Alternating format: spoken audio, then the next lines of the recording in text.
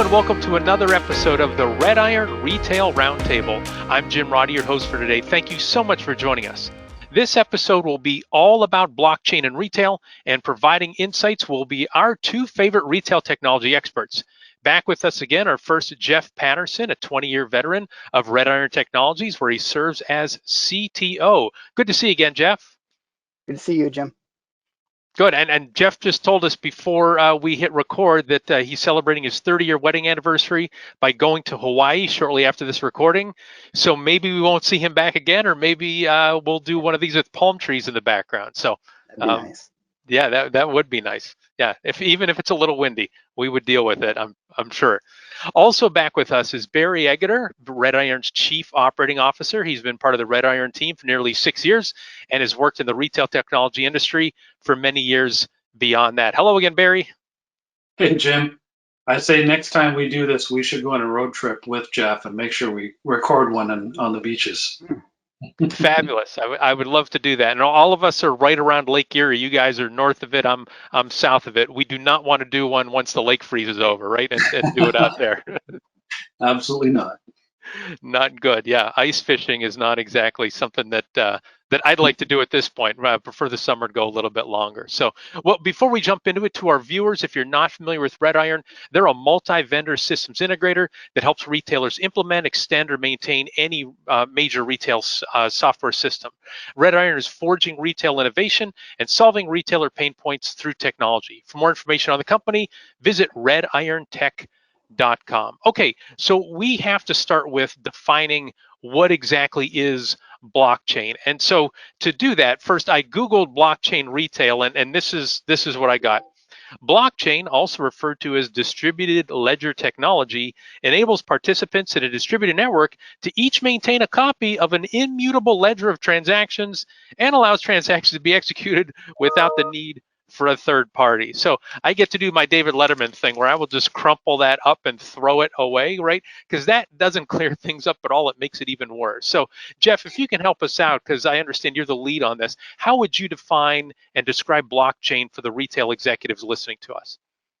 Yeah, I'll take describe rather than define, because actually I like that definition. But yeah, you're right. It doesn't bridge the gap much in terms of helping to understand what this thing is and how it might affect my business. So I like using the term distributed ledger. I find that's a little more descriptive of what's happening.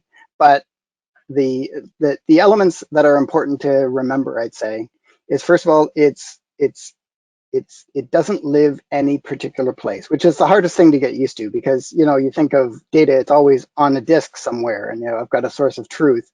And this is really, think of it more like your data is. Your data exists in multiple locations. There's no one spot that you can say this is the right data. It's sort of a network collaboration in terms of telling you what the actual data is. So think of it as sort of relinquishing ownership of the physical manifestation of your data.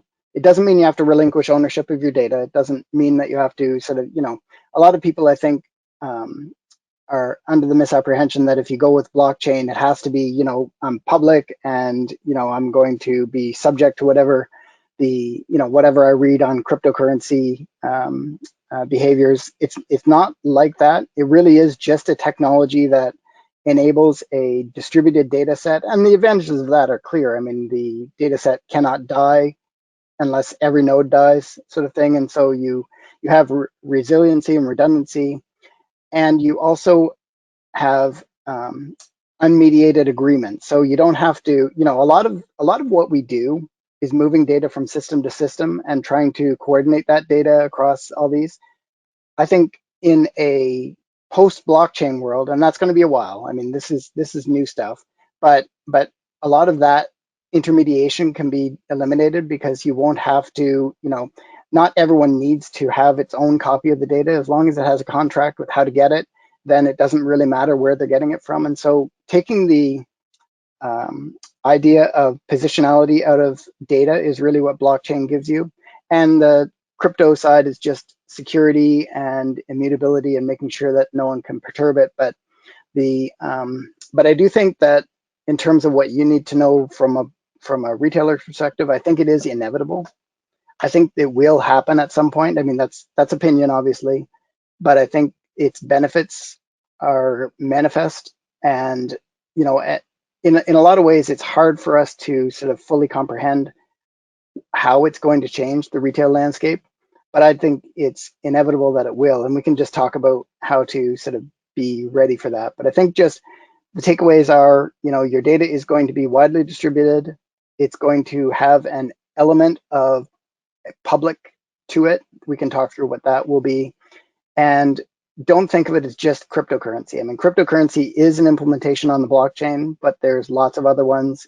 So I like using the distributed ledger word because it sort of takes some of the baggage away from the conversation. When you talk about blockchain, everyone mind goes to cryptocurrency, and it's a lot more than that.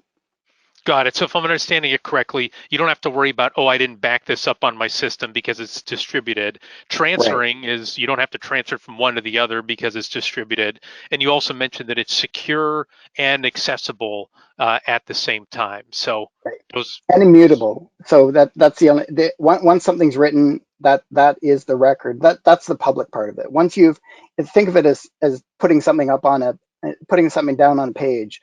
Once that's down, everyone can see it, and you can't just sort of go and use your eraser. It's like, hey, what are you doing there? So the facts of the data are always available, and it's sort of always additive. So you're never sort of, you don't have ever the opportunity to go back and change anything. Everything has to be going forward. Yeah, and Jeff, I thought your comment there about source of truth was pretty key in that. The way we operate today is more around centralized databases with information that's in a single spot. And if a hacker or otherwise, ill-meaning contributor has access to that, they could modify it. And there's no other duplicates or records other than what that particular instance has implemented for their own personal approach. So the distributed ledger is a nice way to say there's multiple copies. That source of truth is out there, and if anything attempts to alter that, there's a lot of different data points to corroborate with and make sure that which one is really an attempt to change that, and the encryption and all that kind of stuff is built in, so it's less risky from that perspective than everyone rolling their own. Right. Great, thank you for that. And a lot of times when folks talk about blockchain, they talk about the future, and Jeff, you kind of mentioned that as well. But can we talk about today, right? So what are some of the key blockchain applications that are being used in retail right now? Jeff, if you can start us on that one again as well. Sure. I would say that, from our experience, it really is greenfield right now. I mean, there's some supply chain blockchain being used, but the only sort of spot that you'll run into it is for the retailers, and there's not that many who are accepting crypto, using cryptocurrency as part of their transaction, as part of their payment offerings. But again, this is my role at RedIron is really R&D, so we are out ahead of this a little bit. And the key here is I just want people to sort of get a little introduction to what blockchain is and start thinking from a retail leadership perspective. How would how am I going to use this? Sort of give me some sort of friendly understanding of what it is, not the yucky words that you started with, sort of thing. So I'd say in terms of today, it's very sparse, very, very here and there, and where it's used. Well, I should actually, let me just. There are different implementations of blockchain, and there are a lot of what I would call pseudo blockchain implementations where they have a cryptography component to them, but they aren't distributed. So this is like there's QDB, and there's ledgers that are cryptographically signed, and so they're immutable, but they don't have the distribution component to them. So you see those a little bit, people starting to play with those, and I think that's a first step that sort of gets you on the road. But in terms of really a blockchain application, I haven't run across one in retail that is not just the acceptance of cryptocurrency, which is tangential to retail. Really, it's just from a retailer perspective, it doesn't really know that it's dealing with blockchain any more than it is, it's just a payment integration. Well, then let us hop into your time machine then and go to the future. So what do you expect to be key blockchain applications in retail in the future, and what other issues, could blockchain help solve? So again, Jeff first, and then Barry. Sure. So, well, this is a good question, and it's very difficult to. So I'll talk about the near future just because it's very hard to project, because I think understanding the technology, it's probably going to it's probably the biggest steps forward it's going to take are probably going to come from left field. It's going to be something in a different industry that all of a sudden the retailers sort of look and say, hey, that's kind of like what we're doing here, and we could apply that. It's what was what was the movie with Michael J. Fox? Back to the Future. So when Back to the Future did their projection in the future, it's like the fax machine was this huge component of future life, and that's because that was pretty cool at the time that they wrote it, and so they just fired. Oh well, no, I personally still think fax machines are cool, but right. Well, in the future they're color and they think they make noise or whatever. But that's right. So it's very difficult in that regard to really decide. I mean, the applications of blockchain and retail are certainly, you can think of it, wouldn't it be nice to have an imperturbable transaction record, and then all your reporting systems can run off of that, and you can share that with your suppliers, you can share that with your customers. Now, when I say share, it doesn't mean that they have full access to everything in there. I mean, you still control. It's just that it might be opaque to people, but at least they know that the chain is there and that it's representing the transaction data for this business. It might be that you can only see portions of it, or that your access to understanding the content is limited, but at least you can have this. And then you and the retailer, me as a customer and the retailer, have a shared understanding of every transaction we've ever done. And so then, you can think about how that would apply in returns. We're actually doing a POC for returns adjudication using the blockchain, just so to better understand how that would be, because we see that as something that might come earlier in the evolution of this. Loyalty, I think, has a lot of interesting applications in that one of the things you can do on the blockchain is execute what are called smart contracts. And so it's a codified interaction between us that can be executed in the future. And so we've made an agreement. It's like, I'm gonna make you dinner one time. I mean, probably not the retail example, but Jim, I'll make you dinner, and then so I give you that commitment, and then you can execute on that whenever it's appropriate for you to do so. And you can build those sort of things in over a blockchain with typically that would be in a product called Ethereum. And so what that would let me do as a retailer is I could start building loyalty interactions with my customers that are much more sophisticated than currently. So if I've got I can build systems of loyalty that, number one, I don't need a third party to adjudicate my loyalty. So I'm cutting out that. I've got a direct relationship with my customer.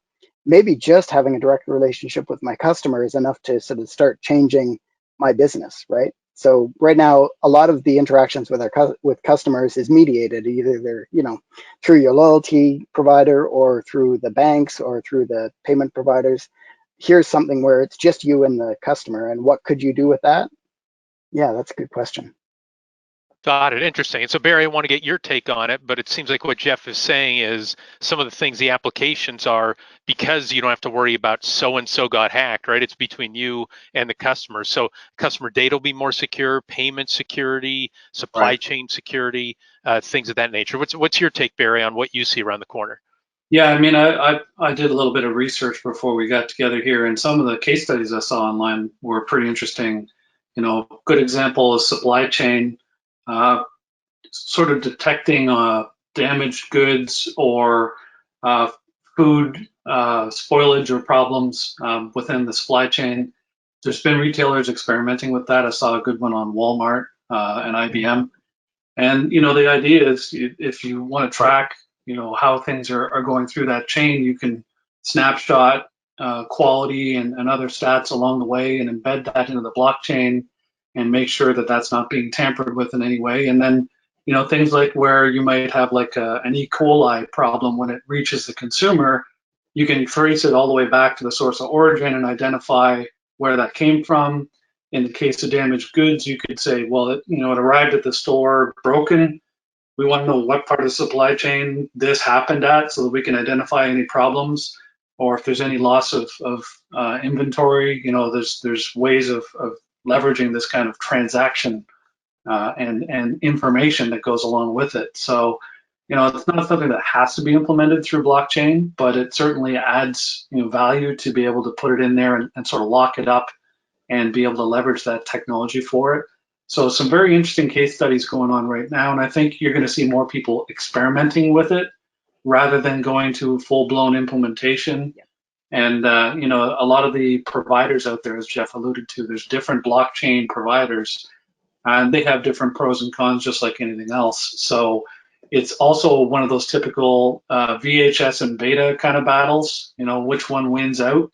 And some of that is tied to crypto at the moment. But you know, once one becomes more dominant than the others, you'll see the features and the trends start moving that direction, and the adoption rate will probably improve. I think at the moment, since it's so new, there's a lot of people hesitant to jump on board. And just like you said at the beginning, when you read through a description of what it is, a lot of people aren't even going to grasp what they really can do with that technology until they see some other examples.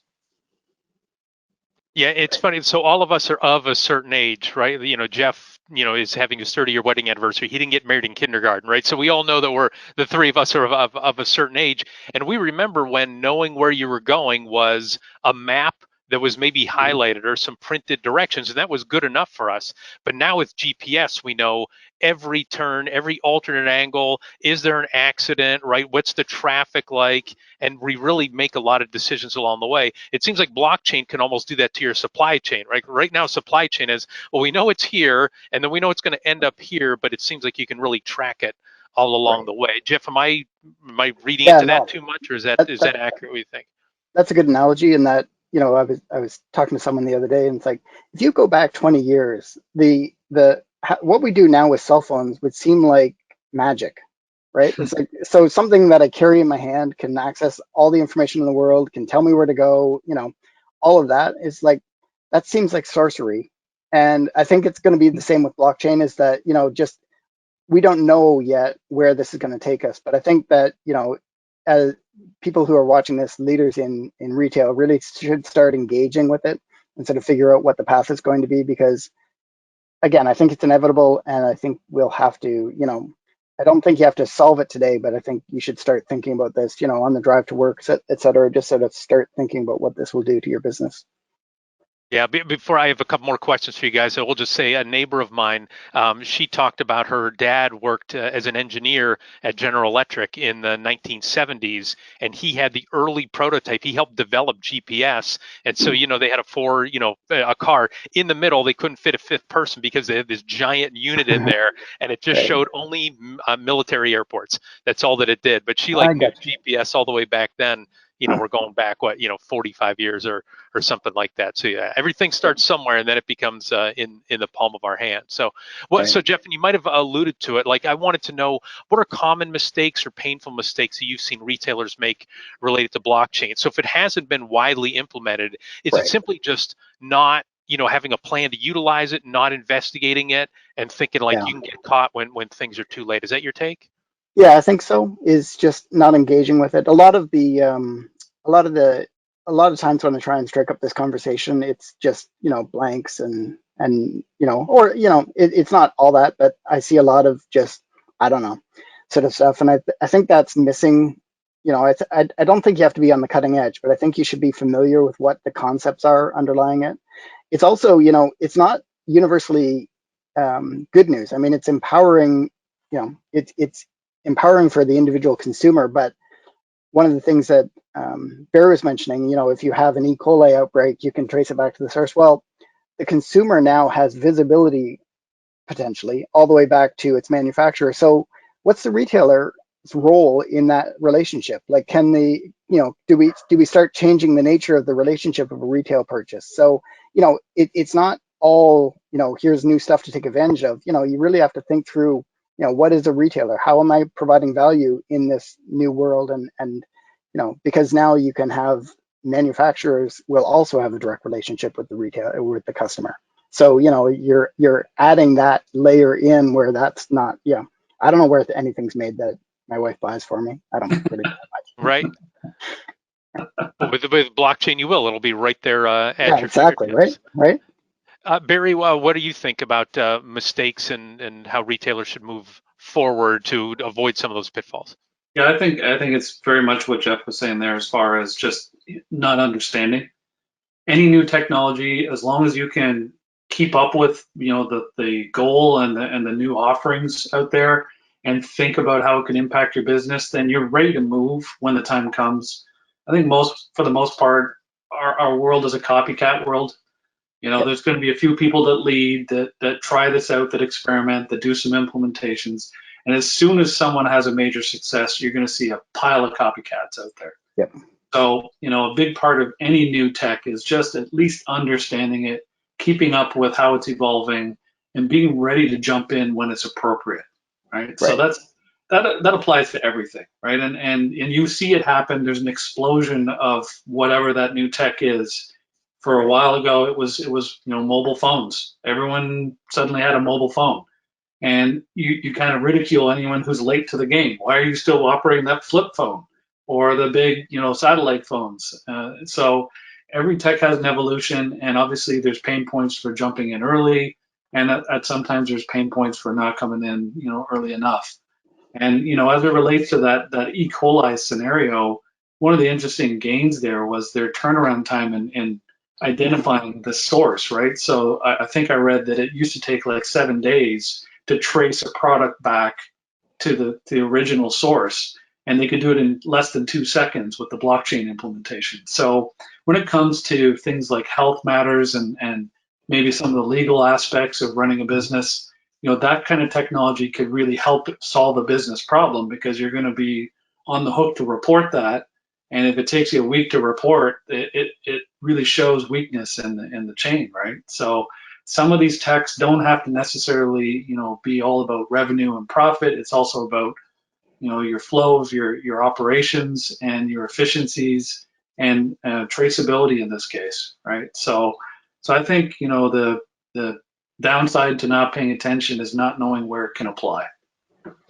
Got it. Right. Sounds like you're saying the advice is like, picture this as a race, that's a marathon. Don't just sit at the starting line until you have to get out of the gates and start sprinting the whole way. Start walking down the path. It's not like you have to adopt anything right now, but lean on the trusted advisors, people who know what they're talking about. So Jeff, why don't you take us home? What would be your recommendations for first steps that retailers should take related to blockchain? I think at this point, watchful waiting is an appropriate strategy. I think when we start to see what blockchain is going to do in retail, it'll be small steps first. There are implementations of blockchain that have that where the nodes are closely held, and so it's sort of it's the model, but there's only every node in the chain belongs to whoever's in the group, and so you don't have the dramatic distribution that sometimes is a little scary. So there are ways to get in a little more slowly than sort of just diving right into the deep end. But I think in terms of next steps, what I'd like retailers to be doing is just think about their business processes. Where is there mediation that could be eliminated? What would it mean if I could have a disaggregated relationship with my customer? Where is there a lot of friction in my business, and could that be eliminated with blockchain? I mean, and it's also, in my role at RedIron, we're a software company, and so it applies to us too, right? We're looking at this, maybe software should be licensed as an NFT, so there's technology that you're just always sort of watching the horizon. Actually, I built my own NFT, which was about a couple of years ago, and it was much more painful than it is now. It's always that way, right? The first, early on, things are very difficult, and now it's simple. Like I just looked up, just before this call to see what it would take now, and it's like a couple clicks on the web and you can make your own NFT. Now, again, it's not worth anything, but it's just I wanted to familiarize myself with the process. So, just keep your eyes on the horizon, but think about understand at least what the objectives of the technology are, and think about how it could transform your business, and then just be ready when the time comes to make prudent decisions. Yeah, and the last thing I'll say is, do that research, but do assisted research, right? Lean on the experts who are able to do that, because there's all sorts of, misinformation out there as well, and it can tons of jargon. It really gets it's jargon filled. It's very confusing. For sure. Well, hope you enjoyed it. Hope it helped you cut through the jargon. If you did, be sure to subscribe to the RedIron YouTube channel so you never miss an episode. Just go to YouTube and search RedIron Retail to find us. If you're on YouTube right now, depends on your device. It's either down here or up here. Click on subscribe. We'd love for you to make sure you catch every future episode. Before we go, big thanks again to Jeff and Barry for sharing their wisdom with us today. Thanks also to RedIron Marketing Director Jeff Williamson for his production work. And last but not least, thanks so much to you for listening. For more information and retail technology best practices, visit the RedIron website at redirontech.com. Thanks again for listening, and goodbye, everybody.